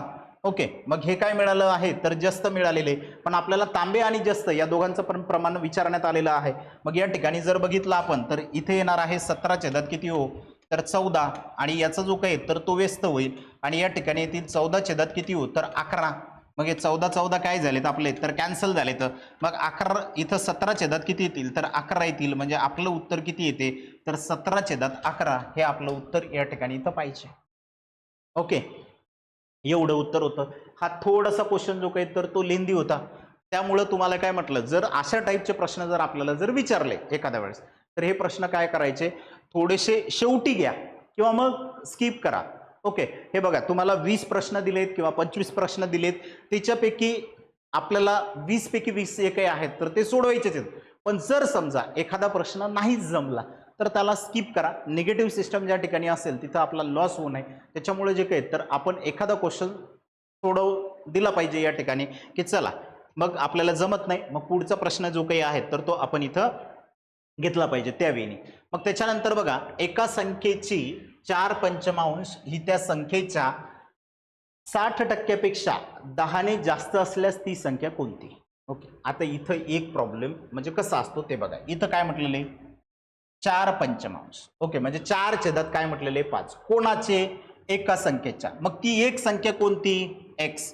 मग x छेदात कोण येतील तर 4 छेदात काय राहतील तर 5. ही संख्या x आणि तिचे 4 छेदात किती हो 5. त्या संख्येच्या 60% 10 ने जास्त असल्यास. ओके, आता त्या संख्येचे किती टक्के सांगितलेत 60%, म्हणजे ती संख्या कोणती आली तर x आलेली होती. ओके, x आलेली होती. मग इथं काय म्हटलं 60 छेदात जे काही आहे म्हणजे 60% आपल्याला इथं देण्यात आलेले होते. ओके, 60 भागाकारात 10 येतील. याच्यापेक्षा कितीने जास्त हो तर 10 ने जास्त. याच्यापेक्षा कितीने जास्त म्हटले 10 ने जास्त म्हटले. मग आता इथं जर 10 ने जर जास्त जर म्हटलेलं जर असेल तर डायरेक्ट सोडवायला लागू नका.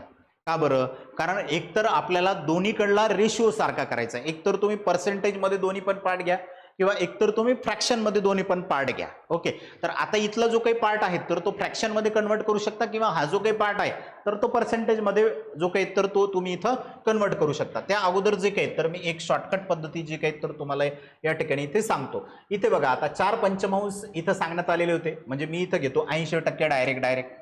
एका संख्येचे किती टक्के सांगितले तर 80%. ओके, आणि दुसऱ्या संख्येचे या ठिकाणी इथं किती टक्के सांगण्यात आलेले होते तर 60% सांगण्यात आले होते. इथं किती होते तर 60%, म्हणजे त्यांचं म्हणणं आहे त्याच संख्येचे. ओके, त्याच संख्येचे जे काही तर 60%. आता या दोघांमधला डिफरन्स किती टक्क्याचा येतो तर 20%चा. या दोघांमधील फरक किती टक्क्याचा आहे 20%चा. या दोघांमधील फरक 20%चा म्हणजे ते किती दिले तर 10. 20%चा फरक म्हणजे किती येतं आपल्याकडे तर 10. ओके, नाही कोणाला लक्षात आलं तर 20% ऑफ n, म्हणजे ते नंबर माहिती नाही मी त्याला n कन्सिडर करतो, इक्वल टू किती येतील आपल्याकडे तर 10 येतील. हे झालं आपलं इक्वेशन. मग 20% म्हणजे किती झाले तर आपल्याकडे तर 10 झालेत. मग आपल्याला किती काढायचे होते तर 100% काढायचे होते. मग 100% म्हणजे किती तर याच्या 5 पट. 20 पंच किती 100. 20 पंच किती 100. तर इकडं पण 10 गुणाकारात 5 करायचे तर 10 पाचे किती मित्रांनो तर 50. मग या ठिकाणी येणारं उत्तर आपलं पाहिजे होतं 50. हे एकदम शॉर्टकट पद्धतीने की बाबा हे असं आहे, याचा डिफरन्स येतोय, डिफरन्स आल्याच्या नंतर आपल्याला इथे अशा पद्धतीने सॉल्व्ह करता येते. आणि हे जरी तुम्ही सॉल्व्ह केलं तरी पण याचं उत्तर काय येणार आहे, यांची व्हॅल्यू काय येईल तर 50 आहे. ओके, मी हे डायरेक्ट शॉर्टकट घेतलं. इथे थोडंसं इक्वेशन जे काही आहेत तर ते तुम्हाला सांगितलं आणि ते इक्वेशनच्या बेसवरती तुम्ही इथे सॉल्व्ह करू शकत होते. आता हे इक्वेशन एवढं मोठं आपल्याला जे काही तर ते इथं सॉल्व्ह करावं लागेल. मग इकडे बघा, इकडे 0 कॅन्सल 0 कॅन्सल. ओके, इथं 2 ने भाग जातो, 2 ने भाग जर दिला तर 3चा जातो आणि इथे जर दिला तर 5चा जातो. म्हणजे 3 छेदात किती येणार आहेत आपल्याकडे तर 5 येणार. मग इकडे जर आपण जर बघितलं तर इकडे येणार आहे तर 4x. ओके, भागाकारात येतील 5 बरोबर. या ठिकाणी येणार आहे 3x भागाकारात येतील 5. त्याच्यानंतर इकडे अधिक किती येतील तर 10. आता हे 3x भागाकारात 5चा जो काही पार्ट आहे तो उचला आणि या साईडला इकडे डाव्या साईडला घेऊन या. मग तो जर आपण जर डाव्या साईडला जर आणला तर या ठिकाणी येतील वजा. इथं अधिक होते, इकडे आल्यावर काय होतील आपल्याकडे तर वजा. मग इथे केलेत आपण वजा. ओके, मग हे झालेत आपल्याकडे वजा. मग इथे जर आपण जर बघितलं तर या ठिकाणी 4x हे बेस सारखा आहे ना. मग बेस सारखा जर असेल तर डायरेक्ट आपण वजाबाकी करू शकतो अंशाची. मग 4x वजा किती करायचे तर 3x भागाकारात किती येतील 5 बरोबर. इकडे किती येतील तर 10. मग या ठिकाणी जर आपण जर बघितलं तर 4x मधून 3x गेले, माझ्याकडे राहिलं तर x भागाकारात किती येतील माझ्याकडे तर 5 आणि बरोबर किती तर 10. आता हा जो काही भागाकारात आहे ना इकडे 5 तर तो कुठं जाईल इकडे गेल्यावर गुणाकारात. मग तो आपल्याला न्यायचा इकडे गुणाकारात. मग गुणाकारात नेल्यावर 10 गुणाकारात किती येतील मित्रांनो तर 5 येतील. मग x बरोबर या ठिकाणी इथे किती येतील तर 50. ओके, सेम तेच उत्तर तेच शॉर्टकट पद्धतीने. आता मागच्या वेळेस जे काही आहे तर बऱ्याच विद्यार्थ्यांनी हा जो काही क्वेश्चन आहे तर त्याला स्किप केलेलं होतं. नेमकं इक्वेशन कसं मांडायचं ना तेच नाही कळत आहे. ओके, म्हणजे घोळ कुठं होतो ना आपला, इकडे देण्यात आलेलं होतं 4/5. ओके, 4/5 हा पार्ट एका नंबरचा देण्यात आलेला होता आणि इकडे पर्सेंटेज मध्ये जो काही आहे तर तो पार्ट इकडे देण्यात आलेला होता. मग असं जर असेल तर आपलं काय होते तर सॉरी आपलं काय होते तर कन्फ्युजन या ठिकाणी जे काही तर इथं होते की नेमकं इकडे म्हणता येते की 4/5 पार्ट आहे, इकडे काय तर 60% आहे. मग असं कन्व्हर्जन करून घ्यायचं की दोन्हीकडचे पण पार्ट काय येतील आपल्याकडे तर सेम येतील. मग या ठिकाणी किती येणार आहे 4/5 म्हटल्याच्या नंतर 80%. इथं मी काय घेतलं 80%. इथं किती टक्के घेतलं 60%. मग जे आहे तेच ठेवलं, फक्त याला कन्वर्ट केलं. म्हणजे अशा टाईपचे जे काही प्रश्न असतात ते सेम आपल्याला दोन्ही ज्या काही व्हॅल्यू आहेत तर त्या सेम कराव्या लागतात. बघा आता 15वा प्रश्न हा टाइम अँड वर्कच्या बेसवरती आपल्याला या ठिकाणी इथं देण्यात आलेला आहे. म्हणजे इथं 10 स्त्रिया आहेत, एक काम जे काही तर 7 दिवसात पूर्ण करतात. 10 स्त्रिया आहेत, एक काम 7 दिवसात पूर्ण करतात. बरं, 10 मुले आहेत, तेच काम 14 दिवसात पूर्ण करतात. तर 5 स्त्रिया आणि 10 मुले तेच काम किती दिवसात पूर्ण करतील. आता इथं काय केलं, पहिल्यांदा किती होते 10 स्त्रिया होत्या का नाही. ओके, 10 वुमेन आपल्याला या ठिकाणी इथं देण्यात आलेलं. किती दिवसात काम पूर्ण करायचं 7 दिवसात. इथं काम किती दिवसाचं देण्यात आलेलं होतं 7 दिवसाचं काम देण्यात आलेलं. बरोबर आहे, हे लॉजिक लक्षात घ्या. आयोग कसं लॉजिक लावते ते बघा. आता आयोगाचं लॉजिक आपल्याला पटकन इथं लक्षात घ्यायचं. इथं काय म्हटलेलं होतं 10 मुले इथं. ओके, इथं 10 चिल्ड्रन बॉईज जे काय असतील ते आपल्याला इथं देण्यात आलेले आहेत. तर ते किती दिवसात काम पूर्ण करतात तर 14 दिवसात पूर्ण करतात. ओके, ते किती दिवसात करतात 14 दिवसात. आता यांचं पुढचं काय म्हणणं आहे माहिती आहे का की 5 महिला. आता मला सांगा, जर या ठिकाणी इथं पहिले 10 महिला होत्या त्याला 7 दिवस लागायचे हे काम करायला. 10 महिलांना काय लागायचे 7 दिवस. आता इथं काय केलं 5 महिला केल्या, म्हणजे आता दिवस डबल होतील ना, कारण माणसं काय केले तर कमी केलेत. मग माणसं कमी केलेत म्हणजे दिवस काय लागतील आपल्याला तर जास्त लागतील. मग या ठिकाणी दिवस जास्त लागणार आहेत. तर इथं 5 महिला होत्या, इथं 7 दिवस लागायचे. आता इथं लागतील 14 दिवस. इथं किती लागतील आपल्याला 14 दिवस. ओके, मी सांगणार आहे मेथडनं पण सांगणार आहे. ओके, हे पहिले शॉर्टकटनं सांग. त्याच्यानंतर बघा आता इथं यांचं म्हणणं काय होतं की 10 चिल्ड्रेन आहेत, यांना किती दिवस लागतात तर 14 दिवस या ठिकाणी इथे लागतात. 14 दिवस लागतात. आता यांना तेच काम करायला 14 लागायचे आणि यांना पण तेच काम करायला किती दिवस लागायचे तर 14 दिवस लागायचे. ओके, यांना पण 14, यांना पण 14. मग आता यांचं म्हणणं काय माहितीये का, या दोघांनाही सोबत आपण कामाला लावू, दोघांनाही लावू. त्या 5 महिलांना पण लावू आणि या 10 मुलांना पण लावू. आता हे सगळे एकत्र आलेत ना काम करण्यासाठी, मग यांना 14 दिवस लागायचे तर बरोबर आहे. यांनाही 14 दिवस, वुमेनलाही 14 दिवस, मुलांनाही 14 दिवस. मग आता हे सगळे एकत्र आणू आणि एकदाच कामाला लावून टाकू. मग आता जर समजा हे एकदाच कामाला लागले तर हे 15 जण होतील ना आता. ओके, मग यांना किती दिवस लागायला पाहिजे होते, तर आता दिवस आपले कमी होतील. हे दोघं जण जर एकत्र जर आले तर मग यांना 14 लागत होते, हे दोघंही एकत्र आले तर आता किती दिवस लागायला पाहिजे, तर 7 दिवस. आता किती लागायला पाहिजे, 7 दिवस या ठिकाणी इथं लागतील. तर हे नाही राव आम्हाला पचनी पडलंय, हे नाही जमलं आम्हाला. ओके, थोडं मेथड सांगा ना. ठीक आहे बाबा, थोडी मेथड सांगतो तुम्हाला. ओके, थोडीशी काय करूया आपण, मेथड बघूया. काय सांगितलेलं होतं बाबा, 10 वुमेन येतात. किती दिवसात काम करतात रे मित्रा, तर या ठिकाणी 7 दिवसात जे काही तर ते काम करतात. 10 महिलांना या ठिकाणी जे काही तर किती दिवस लागतात, तर 7 दिवस या ठिकाणी इथे लागतात. बरोबर. काय म्हटलेलं होतं, 10 मुले हे किती दिवसात काम करतात, तर 14 दिवसात या ठिकाणी इथं काम करतात. मग M2 D2 चं सूत्र वापरूया. ओके, M1 या ठिकाणी D1, इथं काय तर M2 आणि इकडे काय तर D2. मग या बाबा मेथड वरतीच घ्या. ओके, मग यांचं म्हणणं काय होतं की 10 ज्या काही महिला आहेत तर त्या 7 दिवसात काम करतात आणि 10 चिल्ड्रेन जे काही तर ते 14 दिवसात काम करतात. मग आता मी थोडंसं पुढे आलो. थोडंसं पुढे आल्याच्या नंतर मला दिसलं की 10 महिला या ठिकाणी इथं काम करतात, अधिक त्यांचं म्हणणं हे सोबत अँड आलेले. या अँडचा अर्थ लय महत्वाचा असतो, आणीचा. ओके, कारण तिथं 10 म्हणजे ते काय होणार आहे, तर बेरीज होणार आहे आपल्याला. मग इथं बेरीज करायची. मग या ठिकाणी काय म्हटलेलं होतं, तर 10 चिल्ड्रेन म्हटलेलं होतं. ओके, मग हे एकत्र आलेत ना. मग आता मला सांगा, इथं जेव्हा हे 10 होते तर तेव्हा 7 दिवस लागायचे. आता ह्या महिला कमी झाल्या, म्हणजे यांना किती दिवस लागतील रे मित्रांनो, तर 14 दिवस लागतील. ओके, इथं किती दिवस लागतील, तर 14 दिवस. किंवा मग तुम्हाला तसं जर नसेल घ्यायचं तर हे असंच राहू द्या. इथं 5 झालेत तर इथं दिवस डबल होतील. हे 10 तुमचे काय होतील, तर कॅन्सल होतील. इथं 7 1 7 7 दोन्ही 14. म्हणजे एक महिला जर असेल, एक महिला तुमच्याकडे, ओके, तर एका महिलेच्या बदल्यात किती चिल्ड्रेन लागणार होते तुम्हाला, तर 2 चिल्ड्रेन लागणार होते. 1:2 चा रेशिओ आपल्याला या ठिकाणी इथे बघायला मिळतो. एका महिलेच्या बदल्यात 2 मुलं. मग आता इथं आपण समान करून घेऊया. एका महिलेच्या बदल्यात किती मुलं लागणार होते, तर 2. मग इथं किती महिला दिल्या, आता 5 महिला. 5 महिला, या 5 महिलेच्या बदल्यात किती मुलं लागतील आता, तर 10 चिल्ड्रेन लागतील तुमच्याकडे. आणि हे अधिकचे कोण होते, हे ऑलरेडी अगोदरचे 10 चिल्ड्रेन होते. मग हे 10 आणि हे 10 असे किती चिल्ड्रेन झालेत बरं आपल्याकडे, तर 20. हे किती झालेत, तर 20 मुलं झालेत आपल्याकडे. ओके, मग आता हे 20 मुलं आणि हे जी काही माहिती आपल्याला देण्यात आलेली मुलांची ती उचला. मग ती उचलल्याच्या नंतर बघा 10 गुणाकारात किती, तर 14. बरं, हे काय भेटलं आम्हाला, तर या ठिकाणी जे आपल्याला काढायचं होतं D2, तर ते D2चा जो काही असेल तर तो या ठिकाणचे M2 भेटलेला आहे आपल्याला. याला आपण M1 आणि D1 म्हणूया. आणि दुसरा जो काही आहे तर हा भेटलेला आपल्याला या ठिकाणचा M2 असेल. ओके, मग इकडे जर बघितलं तर 10 1 10, 10 2 20, बे 1 बे 7 14. मग या ठिकाणी टोटल किती मिळाले, तर 7. मग या ठिकाणचं आपल्याला किती दिवस लागणार होते, तर 7 दिवस लागणार होते. तुम्ही रेशिओ जर लक्षात जर घेतला, कोणाला किती दिवस लागतात आणि कोणाला किती दिवस नाही, हे जर आपण जर बघितलं तर आपल्याला उत्तर काढायला सोपं जाते पटापट. त्या बेसिसवरती आपण इथं आन्सर जे काही तर ते काढू शकतो पटकन. ओके, तर 7 दिवस त्या ठिकाणी तिथे लागणार होते. आता हे सरळ व्याजाचा जो काही आहे तर तो प्रश्न आपल्याला या ठिकाणी इथं देण्यात आलेला आहे. सरळ व्याजाच्या बेसिसवरती जो काही आहे तर तो प्रश्न इथं आपल्याला देण्यात आलेला आहे. मग काय म्हणते सरळ व्याज, तर या ठिकाणी 5,000 रुपयाची रक्कम 3 वर्षात, सरळ व्याजाने जे काय तर 5,000 रुपये दिलेत.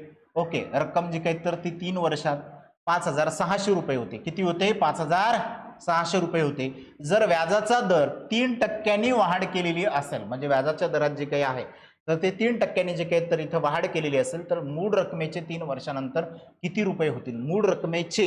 ओके, 3 वर्षाच्या नंतर किती रुपये होतील हे आपल्याला या ठिकाणी इथं विचारण्यात आलेले. सोडवण्याच्या 2 मेथड आहेत. दोन्ही पण मेथडने जे काय तर ते तुम्हाला उत्तर या ठिकाणी इथे सांगतो. पहिले शॉर्टकट मेथडने जे काय तर ते तुम्हाला सांगून देतो, कारण बऱ्याच जणांचं म्हणणं असते की आम्हाला शॉर्टकट मेथडने जे काय तर ते उत्तर या ठिकाणी इथे सांग. ओके, आता इथं यांचं म्हणणं काय होतं, तर 3 वर्षासाठी देणार होते. किती हजार रुपये देणार होते, तर 5,000 रुपये. रक्कम ओरिजिनल किती होती आपल्याकडं, 5,000. किती वर्षासाठी, 3 वर्षासाठी. बरं, दर कितीनं वाढवला तुम्ही, 3 रुपयांनी वाढवला. पहिला काय होता, काही घेणदेण नाही आपल्याला. पहिला दर किती होता सध्या आपण काय काढणार नाहीये. मग या ठिकाणी बघा की दर किती होता तर 3% इथं वाढवण्यात आलेला होता. भागाकारात किती 100. काय काढायला सांगितलं सिंपल इंटरेस्ट काढायला सांगण्यात आलेलं आहे. सरळ व्याज काढा म्हणून म्हटलेलं. 0 बरोबर 0 कॅन्सल हे दोन्ही पण ओके. मग आता आपल्याकडे राहिलेत काय 50. 50 गुणाकारात 3. 3 गुणाकारात 3 ओके. 3 त्रिक 9. 9 पाची 45 म्हणजे इथं येणार आहे तर 450. हे काय भेटलं 450. बरं 450 कशावरती मिळालेत सर जे काही वाढीव 3%चा दर यांनी दिलेला होता 3 वर्षासाठी त्याच्यावरती आम्हाला 450 मिळाले. मग ओरिजिनल कोणते होते हे मिळाले होते ना भाऊ तुम्हाला हे इथं मिळालेले होते 3 वर्षात 5600 रुपये कोणत्या अगोदरच्या दराने. आणि आता वाढीव जे काही होते तर याचे मिळालेत ना 450. किती मिळाले तर 450. मग या ठिकाणी हे काय करशील हे काय करायचं मित्र आपल्याला 450 जे काही आहेत तर ते 5600 ऍड कर मित्रा. मग 5600 जर केले तर 5 शून्य या ठिकाणी 0 0 0 5 इथे येतील. इथं किती येणार आहे 10 शून्य आजचा आला 1. मग या ठिकाणी येतील किती तर 6050. इकडे बघ बरं मित्रा 6050 चे उत्तर आहे का तर हो आहे. बरं किती स्टेप लागल्या सोडवायला ही पहिली हे कॅल्क्युलेशन घेतलंय म्हणून दुसरी आणि तिसऱ्या स्टेपमध्ये तुमचं उत्तर या ठिकाणी इथं आलेलं आहे. 3 स्टेपच्या वरती इथं जातच नाही. पण सर हे जर मेथडनं सोडवायचं असतं तर कसं असतं आता तुला पहिला दर काढावा लागला असता त्या दरामध्ये हे 3% जे काही वाढीव आहे तर ते ऍड करावे लागले असते. मग तसं सांगा बरं. ठीक आहे मित्रा किती व्याज मिळते तर 600 रुपये. मग हे घ्या 600 रुपये व्याज मिळालं. बरं किती रुपयावरती 5000 रुपयावरती. बरं किती वर्षामध्ये 3 वर्षामध्ये. आणि दर किती होता तर x होता कारण आपल्याला दर माहित नाही. मग भागाकारात घे मित्रा 100. 0 बरोबर 0 कॅन्सल 0 बरोबर 0 कॅन्सल ओके. बरं सर इकडे जर कॅन्सल जर केलं तरी पण चालते काहीच अडचण नाही तुला जसं वाटेल तसं. हे बघ 0 बरोबर 0 कॅन्सल ओके. मग इकडे जर आपण जर बघितलं तर इकडे 3 1 3 इकडे 3 2 6 इथे येतील 20. 5 1 5 5 चूक 20. एक्स म्हणजे काय तर याचा दर किती टक्के मिळाला तर 4% होता. एक्सची किंमत मिळाली म्हणजे कोणता जुना जो काही दर होता तर तो या ठिकाणी इथं मिळाला. सर याच्यात आता किती टक्क्याची वाढ करायची 3%ची. पहिला होता 4 आता इथं 3%ची जे काही तर ती वाढ करायची म्हणजे आता टोटल किती येणार आहे तर 60%. मग 60% जो काही असेल तर तो कशावरती काढायचा आता 5000 रुपयावरती. ही पहिली मेथड ही पहिलं मेथड ही आता तुला दुसरी मेथड इथं यूज करावी लागेल मित्रा. पण या ठिकाणी एकाच मेथडने जे काही तर ते आपलं उत्तर आलेलं आहे आणि झटकन उत्तर जे काही तर ते आपल्याला इथं काढता आलेलं आहे. पटापट आन्सर इथं आलं. पण याने थोडासा वेळ लागतो. पण आपली गरिबीची जे काही मेथड आहे ज्याला मेथडने करायचं असेल ते अशा पद्धतीने जे काही तर तुम्ही इथं करू शकता. मग काय होतं तर 5000 रुपये होते इथं व्याजान घेतलेले. बरं किती वर्षासाठी 3 वर्षासाठी. दर किती होता 7 रुपये ओके. मग 7 रुपये होता तर भागाकारात किती येणार होते 100. 0 0 0 0 कॅन्सल ओके. मग राहिलं कोण कोण रे मित्रा तर राहिलेलं होतं आपल्याकडे 50. 50 गुणाकारात किती होते तर 3 आणि 3 गुणाकारात किती होते तर 7 ओके. मग या ठिकाणी जर बघितलं आपण तर 7 त्रिक किती येतील 21. 21 गुणाकारात किती करायचे तर 5 म्हणजे 105 आणि तो वरचा 0 म्हणजे 1000 किती रे 50. बरं ओरिजिनल किती पैसे होते ओरिजिनल होते 5000. ओरिजिनल किती होते तर 5000. 5000 मध्ये अजून किती ऍड करणार मित्र तू तर 1050. मग अजून ऍड केल्यावरती किती मिळणार आहे तुला 6050. हे घे मित्र आपलं उत्तर ओके. तुम्ही कसंही सॉल्व्ह करा शॉर्टकटने करा का मेथडनी करा तुमचं उत्तर येणार आहे एकच. पण आपला उद्देश हा असा असला पाहिजे की जे काही आपल्याला 20 क्वेश्चन देण्यात आले आणि शेवटी जे काही आपल्याला सोडवायचे त्याच्यासाठी कमीत कमी आपण 24-25 मिनिटं जे काही तर ते ठेवले पाहिजे. आणि त्या 24-25 मिनिटामध्ये जे काही तर हे क्वेश्चन आपल्याला सॉल्व्ह झाले पाहिजे. आणि आपलं टार्गेट हे आहे की 20 पैकी 20 तुम्हाला आलेच पाहिजे. 20 पैकी 20 त्या टार्गेटच्या बेसवरती जे काही तर आपण ही सिरीज या ठिकाणी इथं चालवतोय. आता बघा ह्याच्यामध्ये इथं काय म्हटलेलं होतं एक चौरसाची बाजू जे काही तर ती 25% वाढवली तर त्या चौरसाचे क्षेत्रफळ किती टक्क्यांनी वाढेल ओके. आता आपल्याला काय करायचं एक बाजू वाढवायची किती टक्क्यांनी वाढवायची होती तर इथं 25% हिला इन्क्रीज करायचं होतं. बरं आता जे काही आपल्याला 25% या ठिकाणी इथं चौरसाची बाजू जी काही तरी इन्क्रीज करायची तर मग क्षेत्रफळ काय म्हणते बाजूचा वर्ग म्हणजे बाजू गुणाकारात बाजूच ओके. बाजू गुणाकारात बाजूच. मग आता इथं बघा पहिल्यांदा किती होतं आपल्याला माहित नाही. मग माहित नाही मग किती घ्यायचं 100. बाजू किती होती 100. मग 100 गुणाकारात 100 कारण बाजूचा वर्ग केल्याच्या नंतर आपल्याला क्षेत्रफळ मिळणार. मग या ठिकाणी बघा इथे किती येणार आहेत आपल्याकडे तर 1000. आता इथं किती येतील 1000. आता आपण किती टक्क्यानं बाजू वाढवली 25%. पहिली किती होती 100, आता किती करतोय 125. मग घे मित्रा या ठिकाणी जे काही आहेत तर 125. ओके, या ठिकाणी आपल्याला जे काही आहे तर 125चा जो काही आहे तर तो वर्ग आपल्याला या ठिकाणी इथं करायचा आहे. मग 125चा जर वर्ग जर आपण जर इथं जर केलेला असेल तर इथं 25 5 5 25 येतील आपल्याकडे आणि तो 12 गुणाकारात 13 12 12 144 आणि तो असलेला 156. ओके, 100 किती येतील तर 56 हे आपल्याला या ठिकाणी इथे येतील. ओके, म्हणजे 15,625 एवढे जे काही आहेत तर ते आपलं उत्तर या ठिकाणी इथे येईल. 5चा वर्ग 25 12 बरोबर आहे. त्याच्यात 1 ॲड केला 13 144 13. ओके, या ठिकाणी जे काय तर 15,625 आपल्याला इथं मिळतील. पर 15,625 आपल्याला या ठिकाणी इथं मिळाले. तर पहिले किती होते रे मित्रा 10,000 होते. आता किती झाले तर 15,600 किती झाले तर 25. ओके, आता या दोघांमधला जो काही तर तो डिफरन्स घ्यावा लागेल ना आपल्याला. या दोघांमधला काय घ्यायचा फरक घ्यायचा. मग या दोघांमधला फरक जो काही आहे तर तो मिळतो 5,625चा. ओके, तर हा कशात होता टक्केवारीत होता. मग किती ना घर आपलं मागे येईल कारण टक्केवारी म्हणजे काय आलं तर 100. ओके, मग इथं घर कितीनं मागे आणायचं तर 2 याने आणायचं. 2 दशांश चिन्हांनी जे काही आहेत तर ते मागे येईल 2 घरांनी. म्हणजे इथं 56.25 हे जे काही आहे तर ते आपलं उत्तर या ठिकाणी इथं मिळेल. बरेच जण जे काही आहेत तर याच्यावरती जे काही प्रश्न विचारण्यात येतात तर ते स्किप करतात. हे प्रश्न काही स्किप करण्यासारखे या ठिकाणी इथे नसतात. आता त्याच्यानंतरचा जर प्रश्न जर बघितला तर हा स्तंभालेखावरती जो काही तर हा प्रश्न या ठिकाणी इथं विचारण्यात आलेला आहे. ओके, काही जे काही आहेत तर पाय चार्टवरती सुद्धा क्वेश्चन येतात. आता हा जो काही क्वेश्चन आहे तर हा मेन्सला विचारण्यात येतो, पण यावर्षी जे काही आहेत तर तो प्रीलाच इथं विचारण्यात आलेला होता. मग आता तो प्रीचा सिलेबस असेल किंवा मेन्सचा सिलेबस असेल या दोन्हीच्या बेसवरती जो काही तर हा प्रश्न या ठिकाणी इथं विचारण्यात आलेला आहे. म्हणजे इथं पूर्वलाच विचारण्यात आलेला आहे. एखाद्या वेळेस आयोग काय करते जे काही मुख्य परीक्षेचे प्रश्न आहेत तेच पूर्व परीक्षेला सुद्धा कधी कधी देते. या ठिकाणी बघा आता हा प्रश्न काय म्हणलेला आहे तर खालील स्तंभालेखावरून वर्ष 1976 म्हणजे हा पहिला जो काही रो दिसते तो आपल्याला ते 1980 पर्यंत उत्पादन किती टक्क्यांनी कमी झाले. आता इथं किती टक्क्यांनी कमी झाले ते आपल्याला इथं बघायचं आहे. 1980 मग पहिले किती होते हो 3000. मग इथं किती दिसते आपल्याला तर 500. पहिले होते 3000, 3000वरून किती झाले 500 म्हणजे कितीनं कमी झाले तर 2500 या ठिकाणी इथं कमी झाले. कितीनं कमी झाले 2500 कमी झाले. बरं कोणत्या वर्षीवरती विचारलं 1976. मग 1976 काय होते तर 3000. मग 3000ला घ्या खाली. ओके, त्यानंतर काय विचारलं 1980. 1980 कुठे येतील याच्या डोक्यावर. ओके, मग इथं घ्या डोक्यावर म्हणजे कितीचा डिफरन्स आला तो डिफरन्स घ्यावा लागेल, तो फरक घ्यावा लागेल. तो फरक कितीचा आला तर 2500चा. आणि विचारलं काय या ठिकाणी उत्पादन किती टक्क्याने कमी झाले. आपल्याला किती टक्क्याने कमी झाले हे आपल्याला या ठिकाणी इथं सांगायचं म्हणजे टक्केवारीत म्हटल्यामुळं इथं गुणाकारात काय येतील तर 100 येईल. Okay, 0 0 cancel 5 5 25 5 30. आता या ठिकाणी 5/6 आहे. ओके, ज्यावेळेस आपलं पर्सेंटेज चॅप्टर होईल त्यावेळेस तुम्हाला या ठिकाणी इथं कळून येईल की हे मास्तरनी असं का लिहिलेलं होतं 5/6. 5/6 म्हणजे असतो 83.33%.